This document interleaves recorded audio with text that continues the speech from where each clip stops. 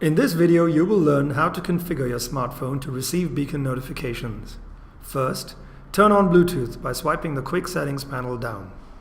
Next, turn on Location from the same panel. Finally, enable Nearby on your device by going to Settings, Google, Nearby, and tapping on the slider to turn Nearby on if it isn't already.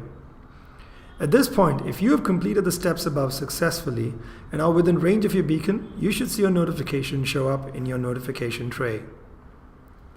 If you have a Samsung device and are in a region that doesn't support Google Apps and Services, you will need to complete an additional step. Enable your Bluetooth and location from the Quick Settings panel. Next, open up the Samsung Internet browser, tap on the Extensions menu and enable Close By. That's it, your smartphone is now configured to receive beacon notifications.